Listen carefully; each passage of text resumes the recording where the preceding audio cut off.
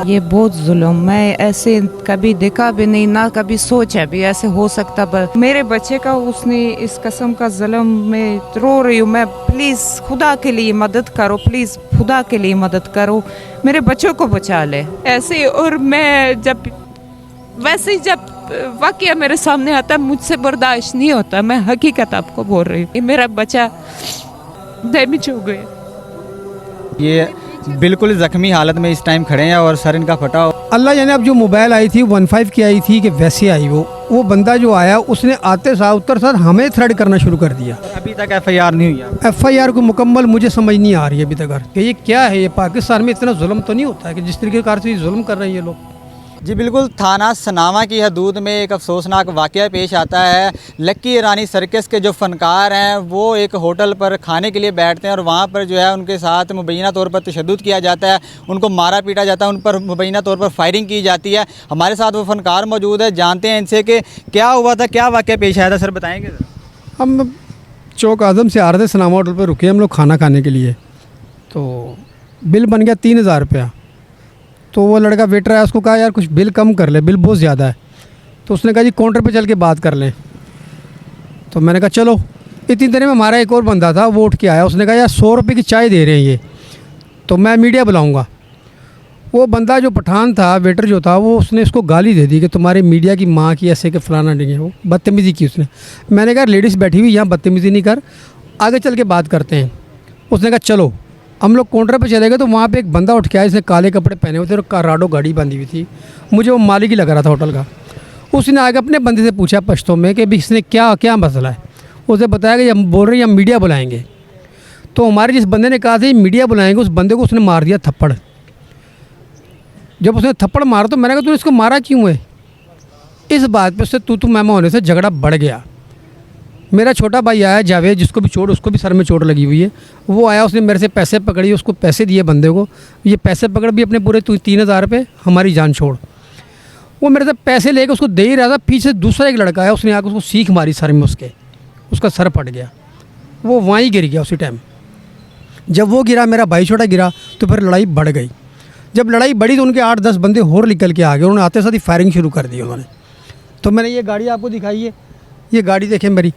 मैंने फ़ौरन अपने बच्चों को कवर किया कि यार ये बच्चे कवर हो जाए। घर गाड़ी पे फायर लगा है, इस गाड़ी पे फायर लगा है। फायर के साथ फिर कांच की बोतलें मारी उन्होंने, पेप्सी की दूसरी बोतलें मारी उन्होंने। तो वो कांच जैसे निकला, कब बोतल का कांच निकला तो वो मेरे बच्चे की आँख में घुस गया। मेरे बच्चे की आँख ज़ाया हो गई मेरी, समझिए। ये मेरा सर फटा हुआ है, मुझे भी चोटें लगी हुई हैं। जी नाज़रीन, ये अगर मेरा कैमरामैन दिखाए तो ये बिल्कुल ज़ख्मी हालत में इस टाइम खड़े हैं और सर इनका फटा हुआ है और इनकी जो है वो टांके लगे हुए हैं। तो आपने पुलिस को कॉल नहीं की, FIR नहीं करवाई? 15 पे कॉल की उसी टाइम। अल्लाह जाने अब जो मोबाइल आई थी 15 की आई थी कि वैसे आई वो बंदा जो आया उसने आते साथ उत्तर साथ हमें थ्रेड करना शुरू कर दिया कि तुमने ये क्या रोड ब्लॉक कर रहे हो, क्या इधर शोर मचाया हुआ, निकलो इधर से, चलो जाओ। एक जुल्म भी आप पे हुआ और दूसरा थ्रेड भी आपको किया जाए। जी। उसकी मूवी भी उस पुलिस वाले की है मेरे पास। तो मैंने उसको कहा, मैंने कहा बंदे हमारे गिरे हुए हैं, चोटें लगी हुई, बच्चे की आंख ज़ाया हो गई है, बच्चे का आंख फट गई सारी, फायरिंग हुई है यहाँ पे, आप हमें कह रहे हो। तो वो कहता है यार ये कुछ भी नहीं होता, ये सर फटे को बड़ा मसला नहीं हुआ, आप जाएँ यहाँ से। जब बंदा मर जाएगा वो बड़ा मसला होगा। जी। तो मैंने कहा भी ऐसे हम लोग नहीं जाएँगे। फिर हमने दोबारा फिर 15 पे कॉल की। फिर एक दूसरी मोबाइल आई है पुलिस की, फिर 1122 भी उन्होंने बुलवाया। उसने आगे मैं उठाया है और गाड़ी में डाला है, उस सनामा हॉस्पिटल ले गए हमारे को। वहाँ जाके सारे हमारे इन्होंने टांके वगैरह भी लगाए, हमारा केयर की हमारी उन्होंने।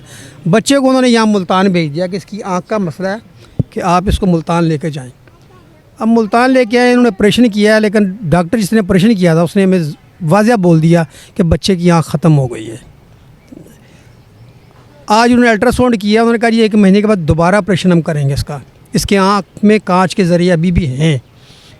तो कहने का मकसद ये है कि बीवी मेरी यूक्रेन की है, करने को तो अल्लाह माफ़ करिए अपनी एम्बेसी में कॉल करेगी, अभी सारा कुछ हो जाएगा। लेकिन मेरे साथ इसने शादी की है, पाकिस्तान की, ये रह रही है पाकिस्तान में, 22 साल हो गए हमारी शादी को। कल को ये मुझे नहीं कहे कि तेरी पाकिस्तान की फ़ोर्स ने क्या किया, तुम्हारी हुकूमत ने क्या किया। तो आपने पुलिस में FIR करवाने की कोशिश नहीं की? सर मैंने वहाँ पे पूरी कोशिश की है, लेकिन वहाँ पे जो SI था, मुझे उसका नाम नहीं पता, समझे, उसने भी हमें ऐसे ही भेजने की कोशिश ही की वहाँ से कि भी आप फ़िलहाल जाएँ जी, रिपोर्ट बनेगी, आप बच्चे को लेकर जाएँ वहाँ पे। मतलब कि वो उसने इमोशनल ब्लैकमेल किया मुझे कि आप अपने बच्चे की जान बचाएं, इसको फ़ौरन यहाँ से लेकर निकले।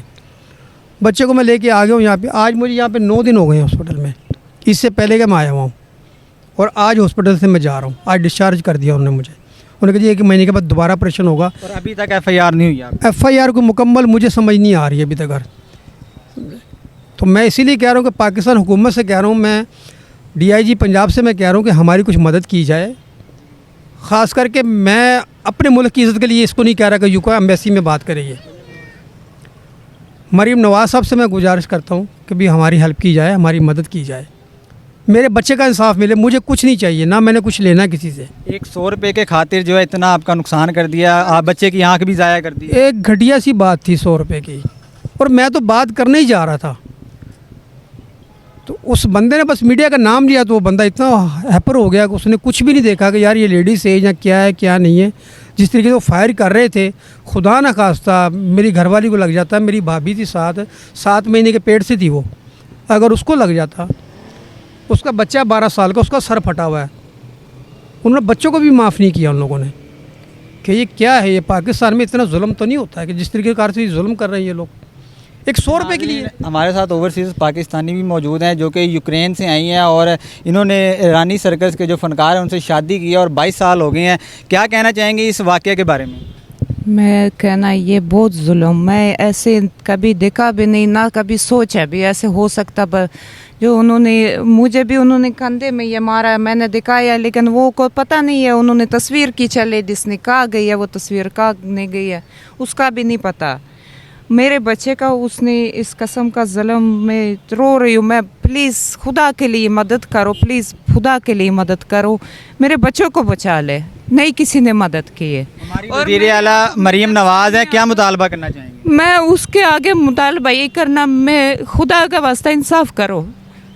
मेरे बच्चे का आँख ज़ाया हो गई है, मैं खुद बार की हूँ, मैंने ऐसे कभी देखा नहीं है ऐसे जुल्म हो ऐसे। और मैं जब वैसे ही जब वाक़या मेरे सामने आता है मुझसे बर्दाश्त नहीं होता। मैं हकीकत आपको बोल रही हूँ, मुझसे बात भी करना बर्दाश्त नहीं होता है। लेकिन मैं अगर आपसे भी बात कर रही हूँ सिर्फ अपने इंसाफ के लिए, अपने बच्चे के लिए। मेरा बच्चा डैमेज हो गया, प्लीज़ मदद करो। बिल्कुल नाजरीन, पाकिस्तान में ओवरसीज़ पाकिस्तानियों के साथ इतना बड़ा जुल्म हो रहा है, लेकिन इदारे जो हैं वो खामोश तमाशाई हैं। अगर मेरा कैमरामैन दिखाए तो ये उनकी गाड़ी है जहाँ पर उनको फाइल लगा था।